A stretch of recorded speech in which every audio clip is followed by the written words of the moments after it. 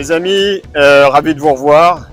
Aujourd'hui, j'ai la chance de vous présenter Christopher. C'est lui qui m'a mis au volant d'une bagnole de rallye pour la première fois. Bonjour à tous.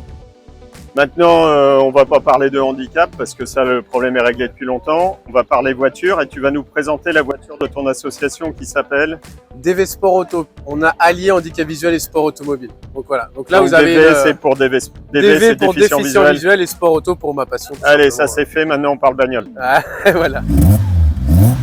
Donc là, tu as une Peugeot 106 qui est en quasiment full S16 maintenant et qui a la particularité, en plus d'être adaptée comme une voiture de course, d'être adaptée d'un double pédalier de type auto-école qui nous sert à faire conduire des personnes aveugles ou malvoyantes en toute sécurité. En plus d'être guidé à la voie, on a ce gain de sécurité du double pédalier. C'est le petit détail, les amis, qui me fait kiffer. Mais côté, c'est une quelle année la 106 2000, ouais 2000.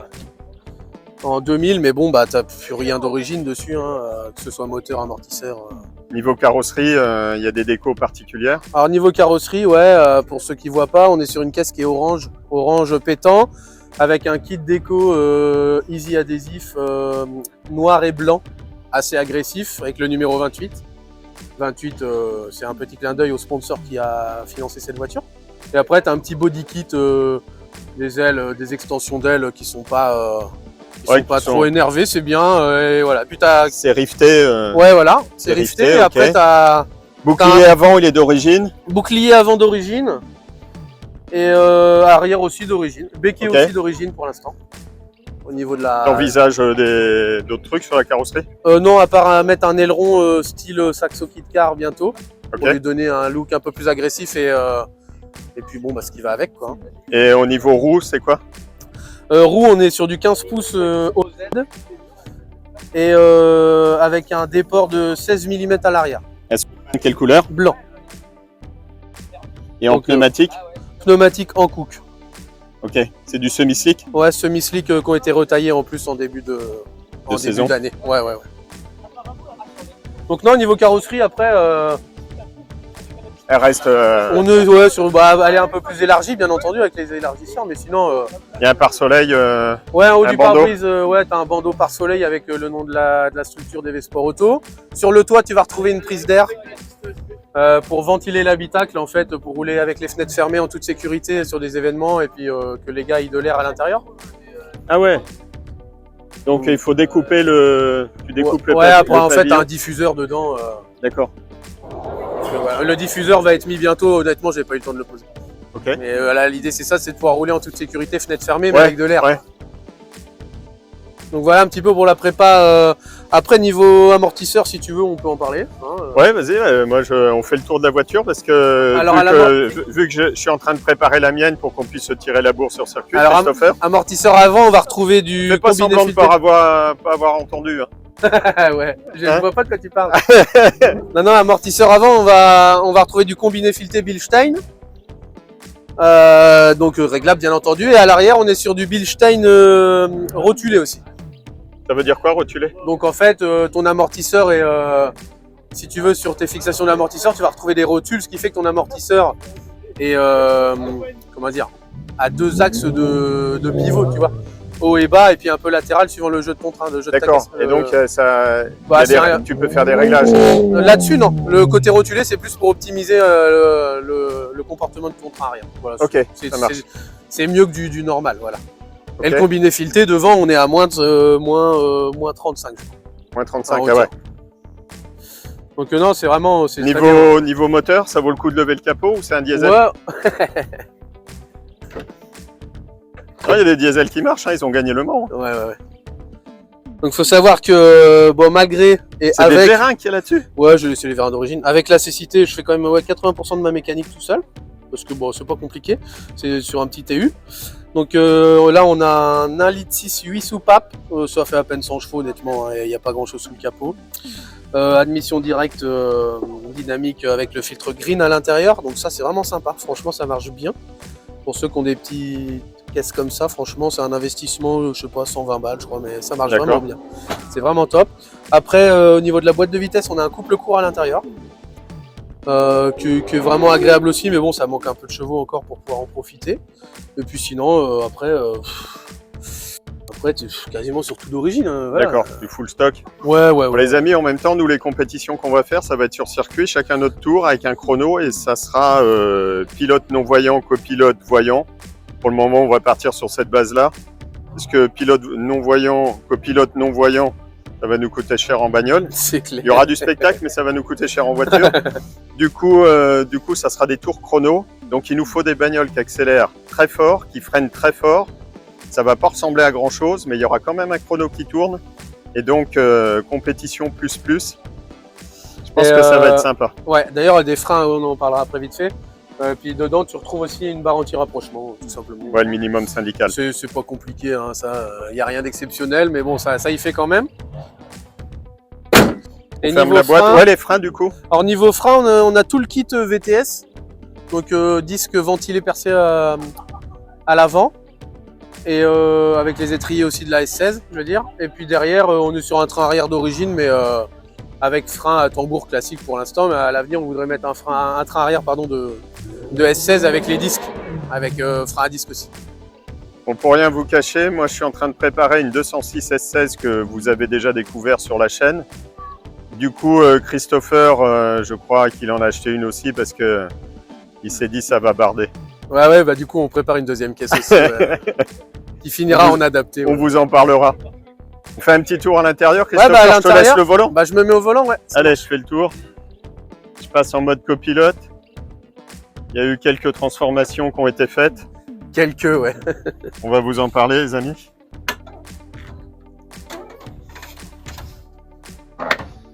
Alors d'abord, la caisse a été vidée. Ah, c'est toujours un peu sport pour s'installer. Yes!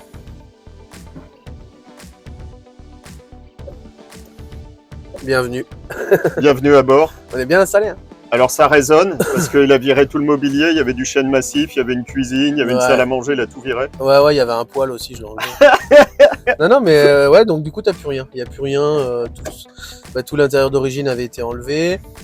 Tu retrouves un arceau boulonné à la caisse. Hein, voilà. Ah, c'est trop bien les plaques en alu là, au sol pour mettre les pieds. Là. Plancher alu, ça, franchement, c'est adaptable. Tu trouves ça à pas trop cher sur les sites de fournisseurs officiels. D'accord. Et ça se redécoupe? Non, c'est plus ou moins c'est du standard 106, 206 ou autre. Et après, tu le riftes à la caisse. Hein, c'est vite fait. Hein. Ça se monte en lieu et place. Quoi. Alors, la grosse particularité, donc il y a un arceau... Donc, arceau boulonné, ouais. Arceau boulonné, 4 points, 6 points. 6 points. Ok. Attends, ouais, 6 points. Tu vas retrouver les sièges baquets Atec avec les oreilles. Avec les grandes oreilles, ouais. En fait, moi, qu'on voit ou qu'on voit pas, ça me rassure tellement d'avoir ce... Alors déjà, les baquets, tu te sens bien, tu te sens en sécurité. Ils sont trop bien. Mais le maintien latéraux avec les oreilles, et quand t'as le casque et tout, c'est un truc de dingue, en fait. Tu te sens vraiment en sécurité, mais plus. Quoi. Donc ça, après, les harnais aussi en 6 points, qui sont cachés derrière nous, voilà, donc fixés à la caisse aussi. Et puis, donc en 6 points, on va retrouver une intercom radio, ce qui va permettre de communiquer entre le pilote et le copilote. Ouais, c'est pas du luxe parce que c'est des voitures qui font un peu de bruit, donc ouais, voilà. On entend bien les consignes du copilote. Et puis avec ce que l'on fait de guider une personne non voyante ou malvoyante, voilà, il faut vraiment que la qualité son soit irréprochable. Oui, voilà. Ouais. Et puis dans les casques stylo, là, pour la plupart, ou autres casques de rallye, la définition elle est au top du top. Oui, donc vraiment la particularité, c'est le double pédalier. Ça, on retrouve ça sur aucune voiture de rallye, on va dire conventionnelle, en tout cas de track day. Voilà, du track day pour faire conduire des personnes aveugles ou malvoyantes, oui. Il n'y en a pas beaucoup sur le marché. Ouais, je pense qu'on doit être... Et on se demande pourquoi, voilà. Alors là, effectivement, c'est le copilote qui assure le guidage du pilote non-voyant et qui assure l'accélération, le freinage. Ouais, ou après, même si nous, dans nos stages qu'on organise, tu vas avoir des pilotes qui sont quasiment, je dirais, autonomes à 80%, malgré leur cécité, donc au volant, à la boîte et aux pédales. Les pédales sont quand même là, du double pédalier, pour des raisons de sécurité pour absolument. Rectifier, parce que bon, encore une fois, c'est bien beau d'organiser ce genre de choses, mais la sécurité avant tout, hein, c'est...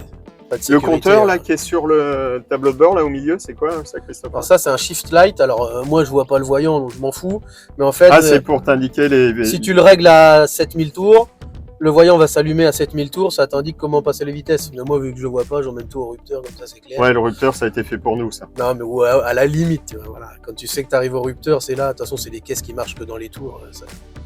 C'est bon, enfin, c'est robuste, il faut pas hésiter non plus. Hein. Le levier de vitesse, c'est un quick shift. Ouais, levier de vitesse, quick shift. Donc, l'idée d'un quick shift, c'est de réduire la course entre chaque rapport. Voilà, là, tu vois, tu as 12 cm, 10-12 cm entre les deux.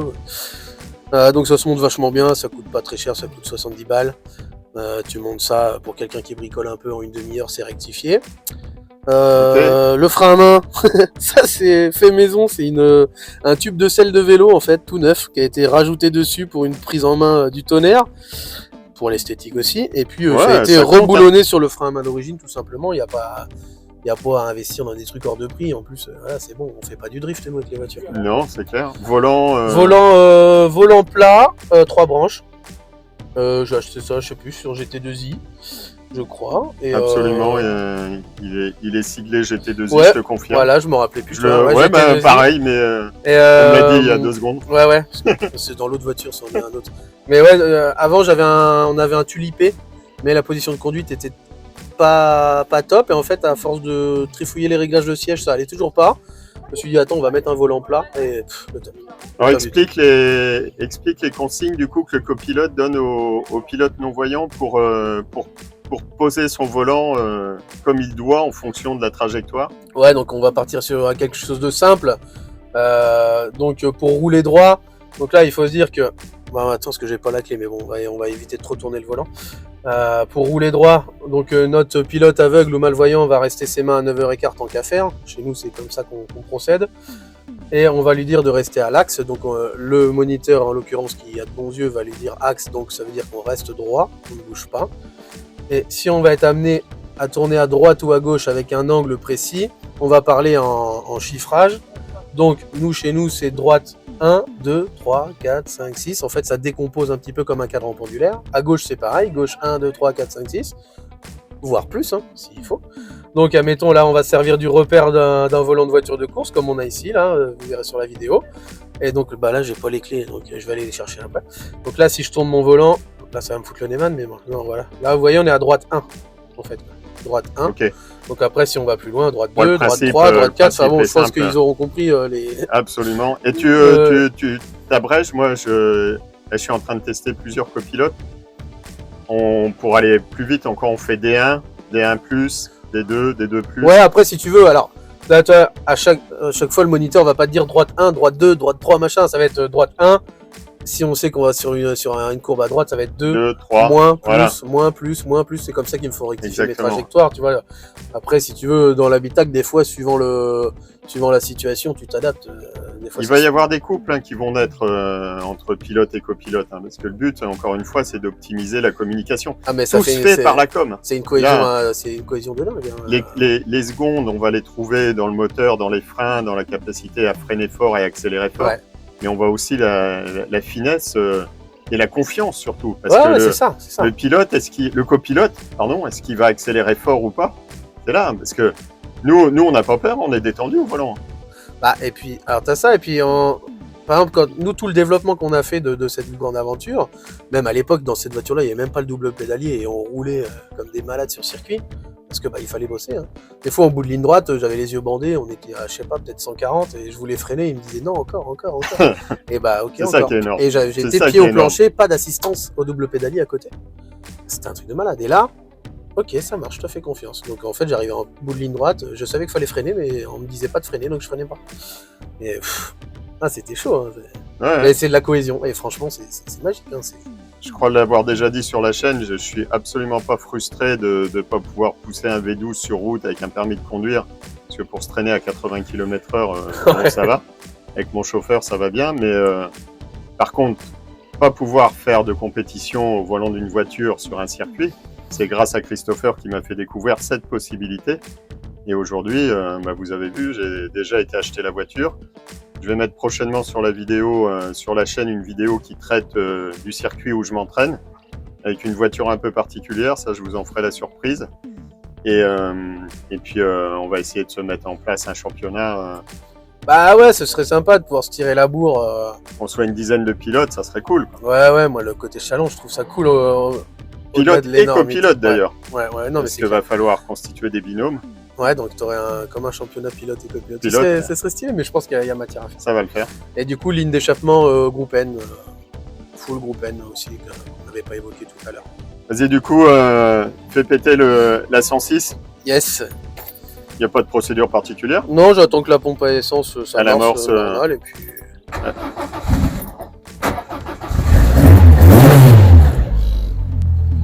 Ah ouais, ça résonne bien. On sent bien qu'il manque du mobilier. Ouais, ça marche bien. Bon, là, elle est froide, mais... Ouais, non, ça marche, ça vibre. Ça vibre T'as de tout de partout. suite des sensations. Bah, puis tu l'as déjà roulé, cette caisse. Ouais. Donc, Ah ouais, moi j'avais Eric comme copilote. Les amis, Eric, il est moniteur d'auto-école. Tu m'arrêtes si je me trompe, et il fait du rallye le week-end. Ouais, il fait beaucoup de track day, Eric. Et puis Yann aussi, le copilote avec qui j'ai tout développé. Lui, il fait pas de rallye, mais moniteur d'auto-école aussi. Enfin, dans tous les cas, les moniteurs qui bossent pour nous sont soit mordus par notre aventure, soit mordus par le sport auto, soit... Enfin, voilà. Là, il y a toute une famille, en fait. C'est toute une famille. C'est énorme, même le copilote, il peut accélérer. Ouais, t'as vu, Il n'y a c'est pas marrant. beaucoup de caisses de rallye. Alors, des fois, je m'amuse à faire ça quand j'ai un de mes gars de mon équipe qui est valide au volant, bah, j'accélère dans le vide. Donc, souvent, il se demande d'où ça vient. Excellent. Donc, toi, ce que j'ai dit tout à l'heure par rapport au volant, bah, toi, si tu veux dire un droite 6, Ok. voilà, tu viens emmener Droite ton 6. repère.